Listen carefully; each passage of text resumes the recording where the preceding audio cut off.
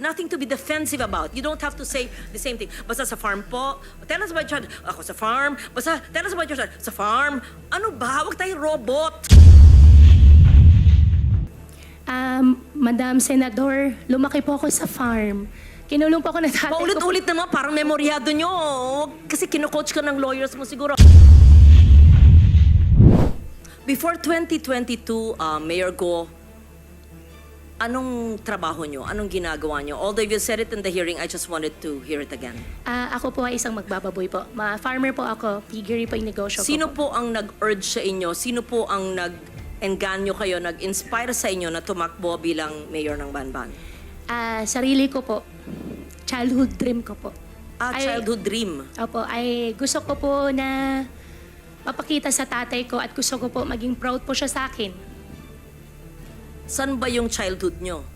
Dito po sa Pilipinas po. Saan po sa Pilipinas? Sa Bamban po. Saan po kayo napanganak? Nakita ko po dito po sa birth certificate ko po, Hilot po, at iniwanan po ako ng nanay. Hindi, saan kayo napanganak? Nakita ko po dito sa birth certificate ko po, Hilot. Hindi ko po tinatanong yung proseso ng papanganak sa inyo. Saan po? Saan pong lugar? Sa Pilipinas, sa Central Luzon, sa Tarlac o sa Banban? Tarlac po. Saan po sa Tarlac? Matatalaib Tarlac po. Ano po? Matatalaib Tarlac Is that po. the barangay? Yes po, nakita ko po dito sa birth certificate ko po. No, you would have recollection of your childhood, right? Can you just give us a recollection of your childhood? Sino po yung best friend nyo? Saan po kayo nag-aral? Kung meron kayong makamag-anak? Recollections of... You're only 38 years old. You will remember your childhood. I mean, I'm double your age, but I would remember my childhood in Malabon. Your childhood. I know homeschool. I can't believe anyone is totally homeschooled all her life. Yes. Please tell us about your childhood. Your Honor, lumaki po ako sa farm. Which farm? Which farm? In what barangay? In what LGU? Opo, Barangay Virgen de los Remedios, Bamban, Tarlac din po. Different po from the one po sa QJJ, yung katabi lang po niya. Nabenta po siya year 2000, hindi ko po maalala yung date kung kailan po siya nabenta. Tapos nakabili po ulit ng property po sa tabi at doon po nagtayo ulit. Lumaki po ako sa farm, Your Honor. Tinago po ako ng tatay ko po. Lumaki po ako na ako lang po. Pinupuntahan po ako ng tatay ko po araw-araw. Lumaki kayo mag-isa. Kasama ko po ang katulong, kasama ko po yung mga kasamahan ko po sa farm. And Sino po yung mga kasamahan nyo sa farm? Sino yung katulong na naaalala nyo, pangalan, nationality, at sino yung nag-alaga mula kayong napanganak 38 years ago? At binibisita kayong ama nyo mula saan? Sa bansang Sina. At tell us about your childhood. Your Honor, sa farm po ako lumaki, sa Bamban po ako lumaki. Lumaki po ako mag-isa, pinupuntahan po ako ng tatay ko. How I wish po... No, okay. You cannot grow up alone from a time you were born. Opo. So the formative years from a time your mother birthed you up to perhaps 10 years old, sino po yung inyong naging caregiver o yaya? Hindi naman pwedeng mag-isa lang po kayo sa farm. Binibisita kayo ng ama nyo mula saan? So sino po yung sabi nyong kasambahay nyo na nagpalaki sa inyo? Sino po yung sabi nyong mga kaibigan nyo, kasama nyo sa farm? Sino po? Para may... In short, I'll be Opo. very honest. Opo. Please convince us that you were born in the Philippines, that you are Filipino, and that you are not what people suspect you to be. Dediretsuin ko na po. Kumbinsihin mo kami kasi hindi po pwedeng hindi nyo maalala yung inyong first few years of living na formative years. Para makumbinsi kami because we want to be convinced that all elected officials are Filipinos and not spies of other countries. So, as a nationally elected official, and I won in Tarlac, number 1, I think, or 2, and I won in Banban, perhaps you even carried me your sample ballot, we have to know. Di ba ho? So if you're really Chinese and fronting for other people, go back to your country. But if you are Filipino and you were born here, convince us because we want to be convinced. So I'm trying to help you by trying to make you recall about your childhood. Hindi pwedeng, kasi parang scripted. Kasi I was born on this. This is what I can remember. And then when I ask you the same question, it's the same rote. R-O-T-E. So convince us. Your Honor, lumaki po ako sa Bamban, Tarlac. Lumaki po ako sa farm. Paulit-ulit. Opo. Anong barangay, anong farm, sino po yung nag-alaga sa inyong sabi nyo na binibisita kayo ng ama nyo, ano yung family situation, sino pong makalaro nyo, kaklase nyo, kung homeschooled kayo, sino po nag-homeschool sa inyo, ganun po. Madam Senador, ako po ay lumaki po sa Barangay Virgen de los Remedios, Bamban, Tarlac po. Ako po ay isang Filipino. Lumaki po ako kasama po yung mga empleyado po namin sa farm. Ipaprovide ko rin po yung mga pangalan. Come and go din po naman kasi yung mga naging empleyado po. 38 years ago po, Madam Senador, wala po ako talagang maalala ng sobra. Pero meron pa po ako isang kasama ngayon po na matagal na po sa amin, si Mang Boy po, na hanggang ngayon kasama ko pa rin po siya. Sa susunod po, baka pwede ko po siya i-present din po dito para makilala niyo po. And in fact, 14 years old pa lang po ako, nagtatrabaho na po ako. Kilala po ako ng barangay chairman na mention po kanina na ipapaimbita. At bumibili na po ako ng mais. Pwede po ako mag-present po ng mga pangalan po nila na magpapaalam lang po ako sa kanila kung pwede ko po sila i-disclose po yung names po nila. At Excuse me, San Loren, kung pwedeng idagdag, kung kaugnay nyo lahat ng mga taong ito mula nung pagkabata nyo, pwede nyo bang ikwento ng mahaba-haba ng konti in Kapampangan? Kasi syempre, kausap nyo sila sa sarili nilang lengguwahe. Madam Chairman, ang Bamban po ay Tagalog po. Meron din pong Kapampangan, pero yung mga kasama ko po sa loob ng farm po, mostly po mga Visaya po. Kasi ang piggery po, biosecurity po, hindi po sila lumalabas. Well, actually, San Loren, Nakakulong, just for the hindi record, lumalabas. may mga nag-o-observe na mga kababayan natin, pati mga netizens na mga Opo. Kapampangan. Yan po ang tanong nila sa inyo. Kasi Kapampangan po ang lingwahe nila. Yes, doon. yes. Anyway, Can you San Loren, speak? please proceed. Thank you for that interjection. It's very helpful. Magsalita po kayo sa Kapampangan kung kayo lumaki sa... Madam do. Senador, konti lang po yung alam ko po sa Kapampangan. Ang alam ko po, sobrang konti lang po. Di Okay, takda mo po. what Chinese language do you speak? Hokkien or Mandarin? I can speak Hokkien po. Okay, speak in Hokkien now. Bo, More. Tell us more about your life in China. wala po akong life po sa China. Dito po ako lumaki sa Pilipinas po. Tell us about your life in the Philippines and tell us about your family in China in Hokkien. Family ko po in No, China. in Hokkien. Please tell us about your father who's from China and he used to visit you when you were a child, and the family of your father in China, and where are you from China in Hokkien. We have interpreters and perhaps I can understand a little. Yes po. Guay lao pe tui tai liok lai. Continue. Gua si Tiongkok lang. Gua si Philippine lang. Tell us about your relatives. Pakikwento po ang mga kamag-anak ng iyong ama. San sa bansang Sina ang inyong ama at ano ang ginagawa nyo? Sinabi nyo, embroidery, etc., negosyo at mga kamag-anak nyo doon. Tell San us. Loren, before she answers, Yes. maybe we can ask Ms. Batay, our Chinese interpreter, just to Yes, interpret to yes. us what the mayor said. Thank you. Ms. Batay. Okay, so in English, the interpretation would be, my father is from China. I am not a Chinese. I am a Filipino. I mean, you're obviously half Chinese because if your father is full Chinese and your mother you claim is Filipino, right? Your Honor, ako po ay isang Filipino at ang tatay ko po ay Chinese.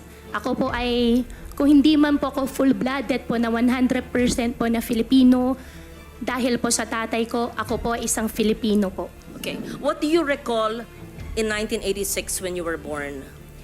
Your Honor. And why is it that you obtained your birth certificate? To be fair, sometimes people only have their birth certificates much later. But tell us the process of obtaining your birth certificate in what year? What year did you get your birth certificate? Your Honor, 2005 po. Yes. Sen. Lauren, if I may just quickly add to your Please, earlier please, question. proceed, Madam Chair. Mayor, may childhood photos ba kayo sa Bamban? Yes.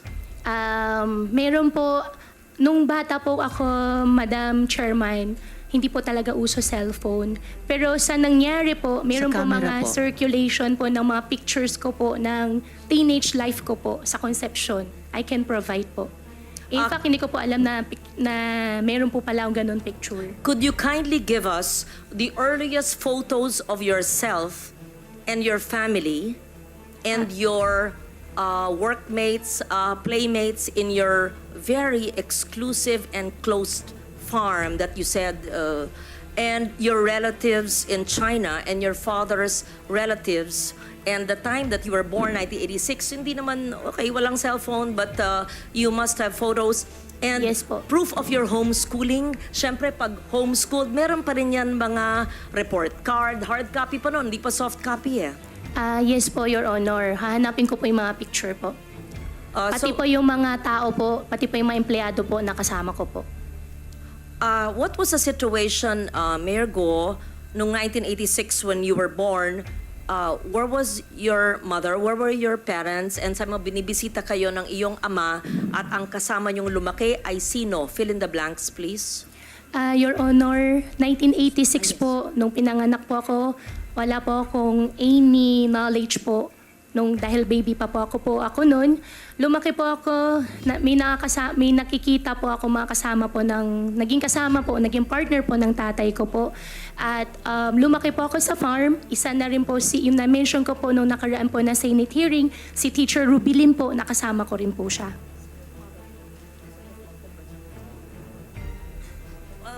Can you please state once again your mother's name? Amelia Leal po, biological mother ko po. And have you ever met her? Hindi ko po siya nakasama. Have you ever met her? Hindi po. From the time you were born, from 86, hindi po nyo na silayan. Hindi na po. And tinanong po nyo sa inyong ama o sa mga kalaro nyo kasamahan sa farm? Your Honor, how I wish po I have a perfect family po. No, we lead imperfect lives. So I don't want to intrude on that. I just wanted to make sure. So, sa pagkaalam ba nyo ay Pilipino ang inyong ina? Opo, yan po ang sinabi po sa akin ng tatay ko po. At lumaki po ako dito sa Pilipinas po. At wala rin po, Madam Senador, wala rin po ako ibang citizenship kung hindi Filipino lang po. How did you acquire how did you obtain your birth certificate in 2005? Minigay po sa akin, hindi po ako yung nag-prepare po nitong birth certificate. Hiningi ko po sa tatay ko po yung birth certificate ko po. Was this discussed, Madam Chair? Did the PSA already look at the birth certificate? That was what was being discussed earlier, right, when I arrived? Yes. So that was, we will ask for the report from the PSA on the authenticity of that birth certificate. So tell us more. I know that time is up now. Tell us more in Fukien, your childhood situation. I don't want to be intrusive, and there's no reason to explain about all of us have imperfect lives, but tell us about your childhood so we get to know you better, and your Chinese playmates, if any, Filipino associates or playmates, if any, and your family in China. In Fukien po. In Fukien, Sen. please. Opo. Sa We farm, want to hear you speak your language. ang language ko po ay Tagalog po, Senador. Ako po ay isang Filipino. Sa Yes. farm po, ang gamit po namin lengguwahe po ay Tagalog po. But speak Fukien. I just want to I hear can it. speak Fukien po, pero ang Yes. ginagamit po na lengguwahe po sa farm po ay Tagalog. There's nothing wrong with knowing languages. Yes, po. If you're good in Fukien, speak it, right? For Yes, after po. all, your father's Chinese and you're half Chinese. Madam, Don't be ashamed of that. Opo, hindi naman po ako nahihiya, naman po ako na ashamed. Madam Senador, mas kaya ko po ikwento na mas fluent sa Tagalog kasi yan naman po ang mother tongue ko po kaysa sa Chinese language po. Kaya ako okay lang po na ikwento ko po in Tagalog. Okay, proceed. If you don't like to speak the language of your father, then speak in Filipino. Opo. Briefly, please, Mayor, dahil malapit na tayo mag-suspend for Ay, today. opo, sorry po ma'am. Thank you. Just brief. Apo. Thank you, Madam Chair. Lumaki po ako sa farm. 14 years old pa lang po ako. Nag-aalaga na po ako ng baboy. Ako nagpapaanak. Ako rin po nagbebenta po ng mga fatteners po na nilalabas po ng farm. Medyo, hindi po yung negosyo. Mula po 1986 when you were born, your recollection, 86 to the time you obtained your birth certificate in 2005. Madam Senador po, nung maliit pa lang po ako, nung 1986 po, wala na po talaga malala. Although ayaw ko po talaga ma-mention yung word na wala po ako malala, pero wala po No, talaga I'm ako not malala. asking about the day you were born. Obviously, nobody knows that. Any of us. I said 86 to 205.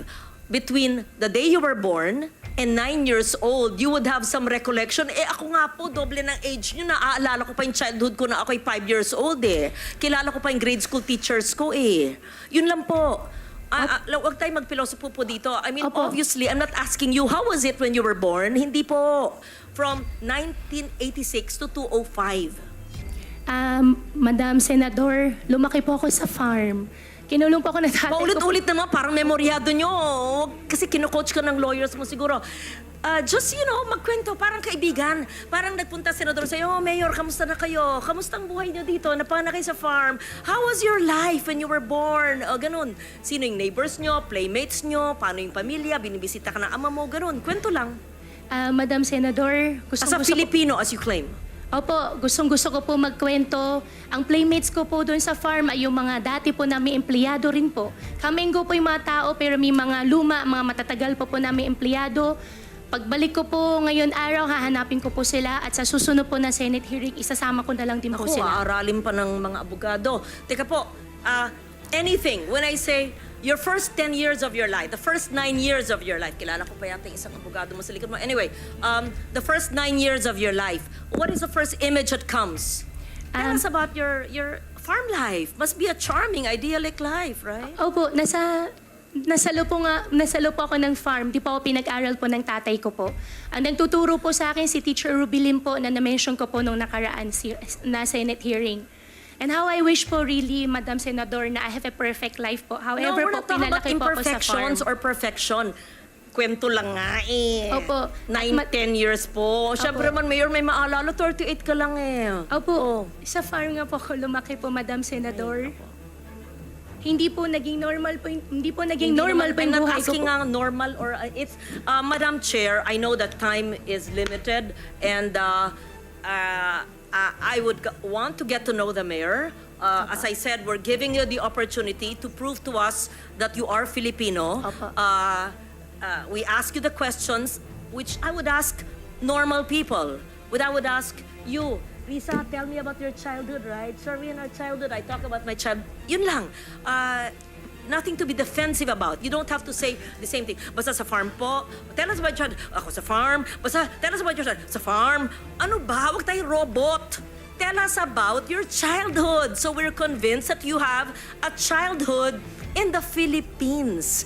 And if we ask you to speak about a foreign language, to speak in a foreign language that you are, nabihasa ka, ay, hindi, mas magaling po ako sa Pilipino. Ba't may kakaya kung magaling sa Fukien? Kung magaling ka mag-Mandarin? Wala. Maganda nga. Marami ka na lengguwahe. I will leave it at that and I will Opo. ask more questions in the next hearing because ano ba ang ating pinupunto dito? Na dapat ang ating mga ahensya ng gobyerno ay hindi nagpapahintulot ng mga sindikatong kriminal na nagbibigay ng mga peking birth certificate at ibang dokumento na nabibigyan tuloy minsan ng mga Philippine passports o nakakabigay ng ID ng Philippine government agencies na de-deprive tuloy ang ibang Pilipino sa mga benepisyo. At hindi lang yan, maari pa, without judging you or prejudging you, na mahalal sa mga posisyon na maaring maging national security issue. I'm not judging, I'm basing it on what I've heard and read, and I'm giving you the chance to prove that you are Filipino. Yes, so I will leave it at that. Thank you very much, Madam Chair, for the time and the patience, and I would like for her to submit the photos that you requested, the name of the teacher, and perhaps the teacher who helped her homeschooling, names of employees, their full names, photos, addresses, playmates, etc. You must have a neighbor who knew you in the 80s, right? Imposible mo walang may kilala. Hindi pwedeng sumulpot ko na lang ng 2005, tapos I'm Filipino, I'm here. Okay. Yun po, I leave it at that. I'm not yet convinced, but I really, sincerely want to be convinced because it would break my heart if we have a foreigner who is an elected official. It would break my heart kung ganon. It's really a national security risk. So I'll be very strict with DFA and with TSA sa inyong you better straighten that out yung mga sindikato nandyan sa mga ahensya ng gobyerno na nagbebenta ng mga birth certificates. Thank you, Madam Chair. Salamat din, Sen. Lauren. So before suspending, yung huling tanong ko kay General Villanueva, sir, ang sabi niyo po nung May 7 hearing, and I quote, and iyong sa Hongsheng, ma'am, iyong sa Zunyuan, mas malalim po iyong alam ko dyan. Maybe I can share with you in an executive session because I do not want to jeopardize the operation of all those who are helping us right now. Close quote.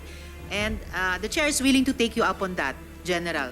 At ang tanong ko lamang ay, will PAGCOR be able, together with DOJ and the other agencies mentioned earlier, the BIR, will PAGCOR be able to provide the committee with a full and comprehensive disclosure kapag tayo po ay pumasok na sa executive session? Yes, ma'am. As far as I know, I'm in contact with different law agencies, ma'am. So I have some data that is very relevant to the issue now, ma'am. Salamat po, General Villanueva. So, just to briefly suspend today's hearing till the next schedule, Mayor Guo, sabi niyo po ay ayaw niyo magsinungaling. Pero sa nakaraang mga oras, dami ko pa rin pong narinig. Sinabi niyo sa TV interview na iniwan kayo ng nanay niyo pagkapanganak niya. Pero, kanina lang inamin niyo na may anak pang sumunod sa inyo at 3 pa kayong magkakapatid. Sabi niyo, nalaman yung kapatid niyo, sina Sheila at Siemen Guo. No. Sorry, ma'am. I'm suspending already. Pagkatapos ng hearing. Pero, inamin niyo rin kaninang nagsinungaling kayo last hearing para protektahan sila. Sabi niyo, hindi niyo kilala si Nancy Gamo na involved sa Pogo, pati mga kumpanya ng pamilya niyo. Pero, nung pinakita na ang pruweba, naalala nyo bigla. Pinipilit nyo na simpleng tao lang kayo, pero ang laman ng SALN nyo, daan-daang milyong piso. Mayor Guo, pag sisinungaling pa rin po ang paglilihim ng katotohanan. Kayo lang ang nakilala kong tao na hindi daw kilala ang kapatid, pero magkasama sa travel abroad.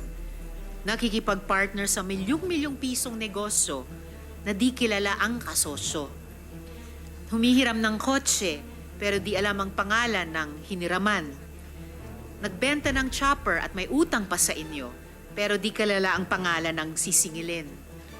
Tila sa dami ng assets, kumpanya at property na di makakip track at kailangan pang magtanong sa abogado, tila may dagdag bawas pang ginagawa. At lahat ng kasinungalingan o paglilihim na iyan ay mahalaga dahil nasa gitna tayo ng sikreto at sistematikong sindikato na siyang nanloloko sa mga Pilipino at naglalagay sa panganib ng ating mga institusyon at seguridad. Ang pinag-uusapan dito ay pamamahala. Hindi po ito maalaala mo kaya. Kulang na lang siguro may nawawalang diary or may lilitaw bang kambal, parang Maraklara. Maganda ngang tanungin na sa test ng pagka-Pinoy, sino nga gumanap sa Maraklara? No coaching please. Pero, gaya ng nabanggit kanina, seryoso po tayo dito. Friends, our law enforcement agencies have expressed the desire to share more comprehensive findings in executive session. Findings that involve national security and transnational organized crime. Ang susunod na hearing, pili na lang ang tatawagin namin at ito po ay hindi rin bukas sa media. Kailangan natin na lumabas ang katotohanan. Kailangan natin maintindihan ang punot dulo nito. Alang-alang sa bayang Pilipinas.